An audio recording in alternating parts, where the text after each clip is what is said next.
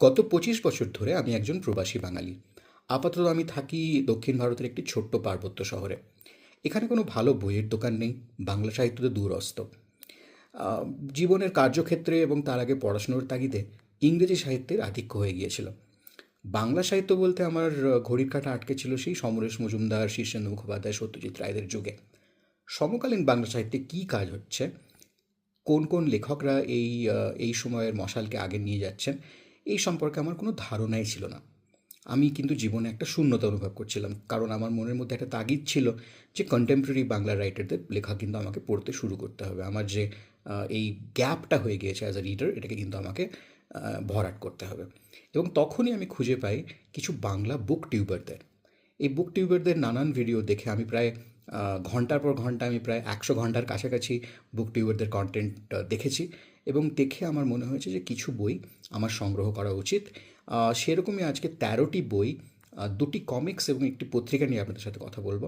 এই বইগুলি কিন্তু কোনোটাই খুব একটা নতুন নয়। যারা কন্টেম্পোরারি বাংলা সাহিত্যের সম্পর্কে ওয়াকিবহাল, তাদের কাছে হয়তো এই বইগুলি একেবারেই নতুন বলে মনে হবে না। অনেকেই হয়তো এই বইগুলি অলরেডি পড়েও ফেলেছেন। কিন্তু আপনি যদি আমার মতন নতুন পাঠক হন সমকালীন সাহিত্যের, তাহলে এই বইগুলো কিন্তু আপনাকে একটা ডিরেকশন দিতে পারে বলে আমার বিশ্বাস। তো চলুন ভিডিওটা শুরু করা যাক। প্রথমেই যে বইটার কথা আমি বলবো সেটি হলো অভীক দত্তের বিশ্বাসঘাতকের সন্ধানে। এসপিওনাজ আমার একটি অত্যন্ত পছন্দের জনরা, কিন্তু বাংলায় যে এসপিওনাজ নিয়ে আন্তর্জাতিক পটভূমিতে এরকম দুর্দান্ত কাজ হচ্ছে সে সম্পর্কে আমার কোনো ধারণাই ছিল না। অভীক দত্তের ব্যাপারে আমি অনেক বুক টিউবার থেকেই অনেক ভূয়সী প্রশংসা শুনে সিদ্ধান্ত নিলাম যে এই বইটা পড়ব। এবং বইটা আমাকে একদমই নিরাশ করেনি। টান টান উত্তেজনা এবং অ্যাকশনে ঠাসা এই বই অনেক সময় আমাকে আলিয়া ভাটের রাজি ছবিটার ব্যাপারে মনে করিয়ে দিচ্ছিল। বইটা আমি পড়ে শেষ করে ফেলেছিলাম 1 থেকে 1.5 দিনের মধ্যে। এবং এই বইটা আপনারা কিন্তু পড়ে দেখতে পারেন যদি স্পাই থ্রিলার পড়া আপনাদের পছন্দের জনরা হয় তো। এর পরের যে বইটির কথা বলবো সেটিরও আমি অনেক নাম শুনেছি। সেই লেখকের অনেক নাম শুনেছি এবং শুনেছি নাকি তিনি বর্তমান প্রজন্মের কাছে একটা ক্রেজ।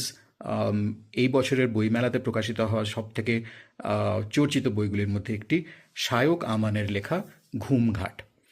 এই বইটি একটি রোম্যান্টিক নভেল, কিন্তু এর এর যে মেসেজটা সেটা আমার কাছে একটু প্রবলেম্যাটিক লেগেছে।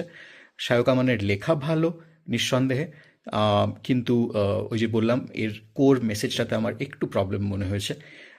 কিন্তু যারা সুন্দর গদ্য পড়তে পছন্দ করেন, একটু ম্যাজিক রিয়েলিজমের ছোঁয়া থাকবে এবং রোম্যান্স থাকবে, তারা এই বইটি পড়তে পারেন। আমি মাস্ট রিড বলবো না, কিন্তু একবার পড়ে দেখতেই পারেন। এরপরে যে বইটির কথা বলবো সেই বইটি আমাকে প্রত্যেক পাতায় হো হো করে হাসিয়েছে। সেই বইটি হলো নিখাত বাঙালির লেখা ফাজিলের মহাভারত। মহাভারত নিয়ে একটা একটা হিউমারাস টেক। অনেক সময় আমাকে মনে করিয়ে দিচ্ছিল জানে ভিদুই আরও এই ছবিটার কথা, যেখানে সেই বিখ্যাত মহাভারত নাটকটি যখন মঞ্চস্থ হচ্ছে তখন চরিত্ররা এসে পড়াতে কিভাবে সেই নাটকের পিণ্ডি চটকে যায়। অনেকটা সেরকম ধাঁচের লেখা ফাজিলের মহাভারত। আমার কাছে খুব আকর্ষণীয় মনে হয়েছে, খুব চিত্তাকর্ষক মনে হয়েছে। একটু রেপিটেটিভ, শেষের দিকে মনে হচ্ছিল যে একই কথা একই গল্প বারবার শোনানো হচ্ছে এবং লেখার ধরনটাও একটু রেপিটেটিভ হয়ে যাচ্ছিল। কিন্তু যদি আপনি কোনো হালকা লেখা দিয়ে, যেটা আপনাকে হাসাবে, সেটা দিয়ে শুরু করতে চান, তাহলে ফাজিলের মহাভারত কিন্তু একটা অবশ্য পাঠ্য হতে পারে। এর পরের বইটি আরেকজন অত্যন্ত জনপ্রিয় লেখকের, তিনি বাংলাদেশের লেখক, তার নাম ওবায়েদ হক, এবং ওবায়েদ হকের জল নেই পাথর। এই বইটা আমাকে সত্যি ইমপ্রেস করেছে। এটা একটা খুবই স্লিম বই। আমি এক সিটিংয়েই পড়ে শেষ করে ফেলেছিলাম। জল নেই পাথর একটি উপন্যাস, এবং যে বিষয়বস্তুর উপরে এই উপন্যাসটি, অ্যাকচুয়ালি কিছু বললেই সেটা একটা স্পয়লার হয়ে যেতে পারে। অতএব আমি এর বিষয়বস্তু সম্পর্কে কিছু বলবো না। কিন্তু আমি এটা নিশ্চয়ই বলবো যে সমকালীন বাঙালি লেখকদের মধ্যে, ইনক্লুডিং বাংলাদেশি লেখকদের মধ্যে, ওবায়েদ হকের লেখা আমি আরও পড়তে চাই। জল নেই পাথর প্রথম ওবায়েদ হকের প্রথম বই হিসেবে আমার মনে হয়েছে খুব ভালো একটা চয়েস। এরপরে যে বইটির কথা বলবো সেটি হলো শাশ্বত ধরের লেখা সম্ভব আমি যুগে যুগে। এই বইটির মধ্যে মাইথোলজি, হিস্ট্রি, অ্যাডভেঞ্চার অনেক কিছুর মিশেল রয়েছে। বইটি আমাকে খুব বেশি ইমপ্রেস করতে পারেনি। এটার আমার অনেক সময় মনে হয়েছে যে বইটি অত্যধিক তাড়াতাড়ি শেষ করে দেওয়া হয়েছে। প্লটটাও আমার প্লটটা একটু ইন্টারেস্টিং হলেও যেভাবে সেই প্লটটি আনফোল্ড হয়েছে সেটা আমার খুব একটা মনোগ্রাহী মনে হয়নি। আমি শুনেছি সম্ভব আমি যুগে যুগে একটি সিরিজের অন্তর্গত বই। পরের বইগুলি আমার পড়ার ইচ্ছে রয়েছে, কিন্তু এক্ষুনি নয়। হয়তো আমি মাস ছয়েক পরে ভেবে দেখব যে শাশ্বতধরের এই সম্ভব আমি যুগে যুগে এবং তার বাকি সিরিজের বইগুলো আমি পড়বো কিনা। আমি একবারও বলবো না যে বইটা আপনারা পড়বেন না, হয়তো আপনাদের খুবই ভালো লাগবে, কারণ এই যে বললাম নানান ধরনের জনরার মিশেল রয়েছে এই বইটার মধ্যে। কিন্তু আমি এই বইটাকে কি আরেকবার খুব তাড়াতাড়ি পড়বো আমার মনে হয় না।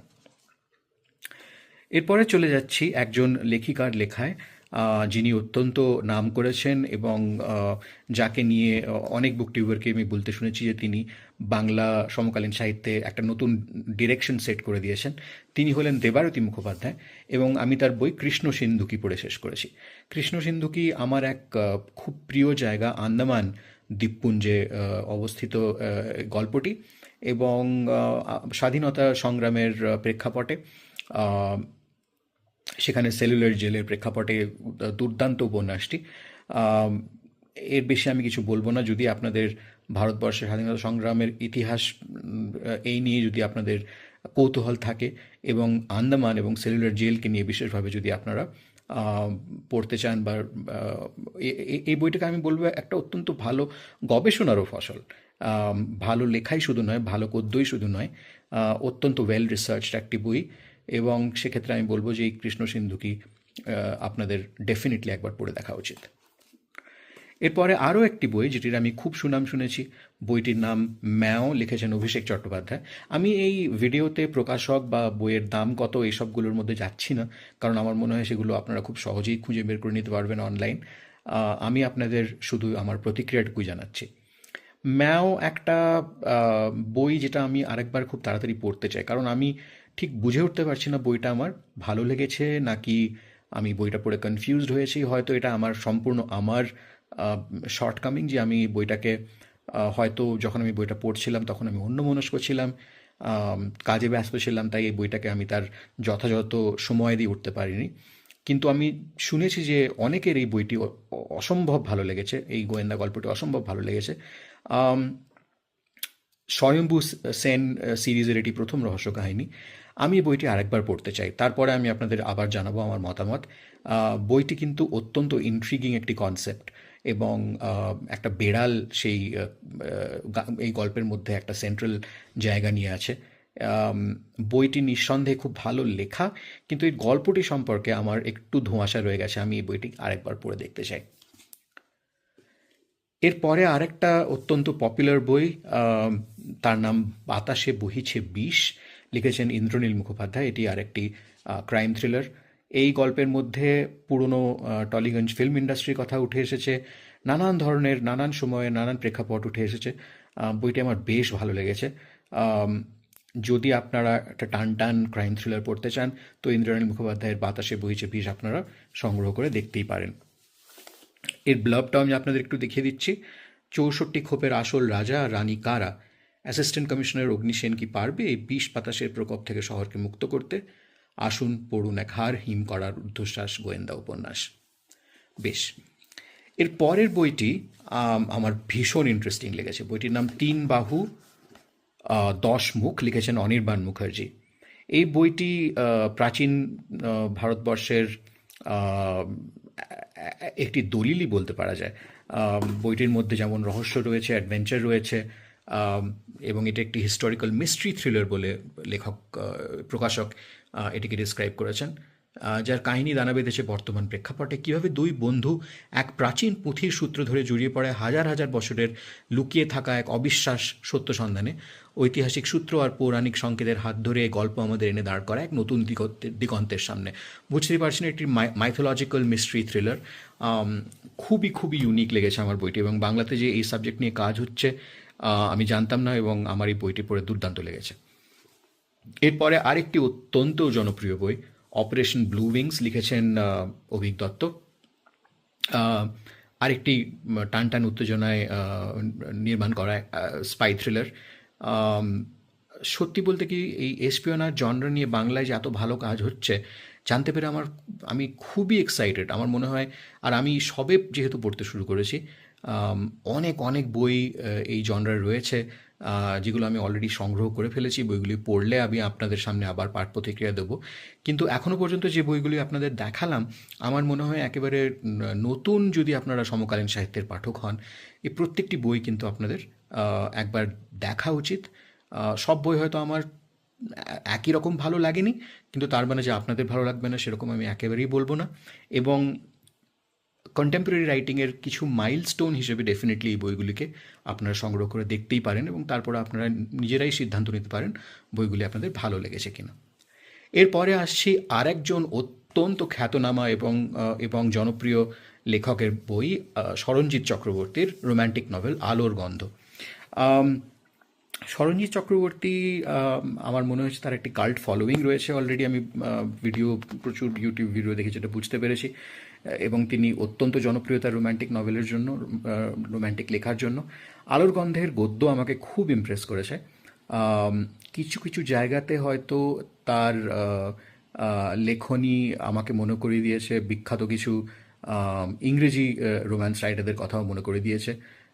কিন্তু এবং অনেক ক্লাসিক্যাল একটা লেখা, আমার মনে হয় সমকালীন হলেও এনার লেখা একটা অদ্ভুত ক্লাসিক্যাল টাচ রয়েছে, এবং সেটাই আমাকে খুব টেনেছে এই বইটার দিকে। বইটা আমি পড়ে শেষ করেছি দুদিনে, যদিও এটা একটি বেশ মোটা বই, আনন্দ থেকে বেরিয়েছে। কিন্তু দুদিনে পড়ে শেষ করে দিয়েছি, কিন্তু আমার একটা অদ্ভুত মন খারাপ এবং একটা অদ্ভুত ভালো লাগা থেকে গিয়েছিল এই বইটা পড়ার পর। আমি হয়তো এই বইটাকে আরেকবার খুব শিগগিরই পড়ে দেখতে চাই। এরপরে আসছে আরেকজন অত্যন্ত প্রখ্যাত সমকালীন লেখক, সৈকত মুখোপাধ্যায়। তার লেখা এই গল্প সংকলন লোলুপ। এই বইয়ের মধ্যে 80% বা 90% গল্প আমার খুব ভালো লেগেছে। এর মধ্যে যেমন আপনারা দেখতে পাচ্ছেন রয়েছে ডার্ক ফ্যান্টাসি, অলৌকিক, ডিটেকটিভ এবং থ্রিলার। এবং যেমন বললাম, আমি 80 থেকে 90% গল্প আমার খুব ভালো লেগেছে, বাকি 10% হয়তো অতটা ভালো লাগেনি। কিন্তু আমি লোলুপ পড়ে আমার মনে হয়েছে যে একটি সংগ্রহে রাখার মতন বই নিঃসন্দেহে।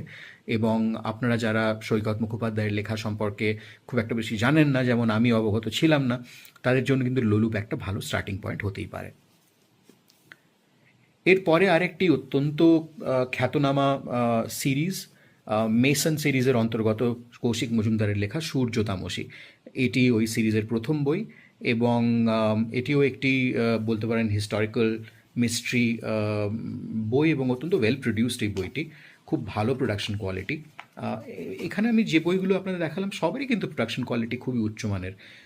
কিছু কিছু বইতে আমি কিছু টাইপো বা কিছু বানান ভুল বা কিছু ইনকনসিস্টেন্সি দেখতে পেয়েছি, সেটা আমাকে একটু অবাক করেছে, কারণ অনেক ভালো ভালো পাবলিশারদের হাউস থেকে এই বইগুলি আসা সত্ত্বেও কেন এই ধরনের ভুল থেকে গেছে সেটা আমাকে একটু একটু হলেও ডিসঅ্যাপয়েন্ট করেছে। সব বইয়ে নয়, কিন্তু কিছু কিছু বইয়ে। কিন্তু মোটের উপর এই বইগুলি পড়ে আমার প্রচণ্ড লাভ হয়েছে। আমার মনে হয়েছে যে আমি একটু তল খুঁজে পেয়েছি। এরপরে আমি পাঠক হিসেবে নিজের পায়ে দাঁড়াতে পারবো। আমার মনে হয় এই বইগুলি আমাকে একটা দিশা নির্দেশ দিয়েছে, যেটি ধরে ধরে আমি হয়তো আমার আগামী স্টেপসগুলো নিতে পারবো সমকালীন সাহিত্যে। সূর্য তামসী কৌশিক মজুমদারের লেখা ডিটেকটিভ উপন্যাস। প্রচুর ইতিহাস রয়েছে বইটির মধ্যে। যারা এই বইটি সম্পর্কে অলরেডি জানেন তাদেরকে তো কিছু বলার নেই এই বইটি সম্পর্কে, আর যারা জানেন না তাদেরকে একটু ছোটো করে বলে দিই। এখানে একটা ব্লার্ব রয়েছে: রহস্য সিরিজ পরিবার নেশা রইয়াছে, বহুদিন কোনো উৎকৃষ্ট শ্রেণীর মগজের পুষ্টিকারক ডিটেকটিভ বইয়ের অভাব বোধ করিতেছিলেন, সেই অভাব অভাবনীয় উপায়ে পূর্ণ করিতে চলিয়াছে বুক ফার্ম প্রকাশন। তাহাদের অন্যতম লেখক কৌশিক মজুমদারের লেখা, যিনি একবার পড়িতে শুরু করিয়াছেন বই শেষ না হওয়া অবধি দুনিয়ার সমস্ত কিছু তিনি ভুলিতে বাধ্য। আমি জানি না যে এই এফিউজিভ কমপ্লিমেন্ট সবার সবার জন্য জাস্টিফাইড লাগবে কি না। আমার কিন্তু এই বইটি পড়ে দিব্যি ভালো লেগেছে। এই ভিডিওর শেষে আমি যে 3টি লেখা বা সংকলন নিয়ে কথা বলবো, তার মধ্যে প্রথম হলো কথা সাহিত্য পত্রিকার এই বিশেষ এডিশনটি, মিত্র ঘোষের হিরে জহরত। এটি একটি আদ্যপান্ত ক্লাসিক সেট হাসা একটি ম্যাগাজিন। সমকালীন লেখকদের এখানে স্থান নেই। দেখুন একবার কে কে এই বইয়ের মধ্যে কারা কারা রয়েছেন: রাজশেখর বসু, সুনীতি কুমার চট্টোপাধ্যায়, অন্নদাশঙ্কর রায়, আশাপূর্ণা দেবী, নীরজচন্দ্র চৌধুরী, সৈয়দ মুজতাবা আলী, তারাপদ রায়, শঙ্কু মহারাজ, ষষ্ঠীপদ চট্টোপাধ্যায়, উৎপল দত্ত, মনোজ মিত্র। আমি এই বইটাকে এক নিঃশ্বাসে পড়ে, এই পত্রিকাটাকে এক নিঃশ্বাসে পড়ে শেষ করেছি। আমার কালেকশানে বহু বহু দিন এই বইটি থেকে যাবে। আমার মনে হয় আপনারা যদি মিত্র ঘোষের সাথে যোগাযোগ করেন তাহলে হয়তো পুরনো কপি আপনারা পেয়ে যেতে পারেন। ডেফিনেটলি কালেকশনে রাখার যোগ্য একটি বই। অত্যন্ত আমি সৌভাগ্যবান মনে করছি নিজেকে যে কিছু ইউটিউবের ভিডিও দেখে আমি এই ম্যাগাজিনের সম্পর্কে অবহিত হই এবং এই বইটা আমি কালেক্ট করতে পেরেছিলাম। এবার এই ভিডিওর একদম শেষ দুটি বই, প্রথমটি হচ্ছে রোভার্সের রয়ের একটি রঙিন অনুবাদ। আমার এই বইটি কি বলবো, আমার মনের অনেকখানি জায়গা জুড়ে এই বইটি রয়েছে। ছোটোবেলায় আনন্দমেলাতে সাদা কালোতে আমরা রোভার্সের রয়ের গল্প পড়েছি, কমিক্স পড়েছি। আমি গোগ্রাসে গিলতাম। আমার অত্যন্ত প্রিয় একটি চরিত্র মেলচেস্টার রোভার্সের রয় রেস। যখন আমি জানলাম যে এই বইটি এবছর বইমেলাতে প্রকাশিত হয়েছে সম্পূর্ণ রঙিনে, আমি এই বইটিকে নেওয়ার লোভ সম্বরণ করতে পারলাম না। এর দুটি খণ্ড রয়েছে, দুটি খণ্ডই আমার কাছে আছে। আমি প্রথম খণ্ডটি পড়ে শেষ করেছি। আমার একটু ভয় হচ্ছিল, মনে হচ্ছিল যে যদি ছোটোবেলার সেই ভালো লাগার আমেজটা এতদিন পরে যদি এই 43 বছর বয়সে না টিকে থাকে, কিন্তু বইটি পড়ে আমি অত্যন্ত উৎফুল্ল। আমার মনে হয়েছে যে এই বইটি আমি বারবার পড়বো এবং আমার যতই বয়স হোক না কেন এই বইটির টান একটা কিন্তু আমার থেকেই যাবে।